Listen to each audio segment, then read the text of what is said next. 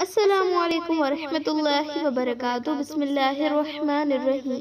ए पैगंबर सल्लल्लाहु अलैहि वसल्लम तू कहिड़े भी हाल में हुजी ऐं कुरान मां खणी कुछ भी तलावत कंदो हुजी ऐं तव्हां माण्हू खणी कहिड़ो भी कम कंदा हुजो त असीं तव्हां सां गॾु हूंदा आहियूं। जॾहिं तव्हां उन में मशगूल हूंदा आहियो, यानी तव्हां जी हर कौल ऐं फ़ैल ते शाहिदी पंहिंजे इल्म ऐं कुदरत सां हाज़िर ऐं नाज़िर रही।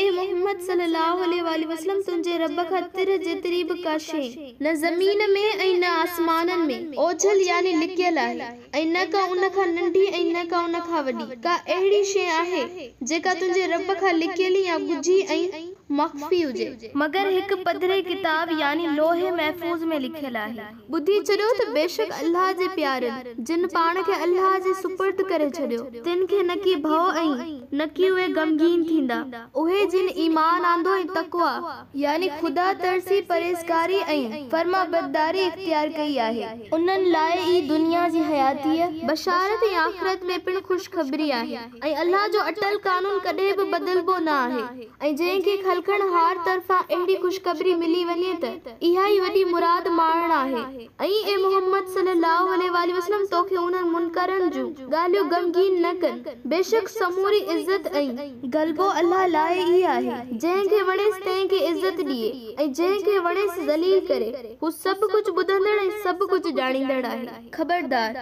बेशक जेकी भी मखलूक आसमाननि में आहे ऐं जेकी भी ज़मीन में आहे, उन जो मालिक अल्लाह आहे ऐं जेके माण्हू अल्लाह के छॾे ॿियनि यानी पंहिंजनि हथरादू शरीकनि खे पुकारींदा आहिनि, से रुगो वहम ऐं गुमान जी पैरवी कंदा आहिनि ऐं उहे रुगो अटकलूं कंदा या धुका ऐं अंदाज़ा लॻाईंदा रहंदा आहिनि। उहो अल्लाह ई आहे जंहिं तव्हां लाइ रात बणाई त जीअं तव्हां मंझंदि आराम ऐं सुकून हासिल करियो ऐं ॾींहं खे रोशन कयाई त जीअं पंहिंजे लाइ रिस्क ॻोल्हियो।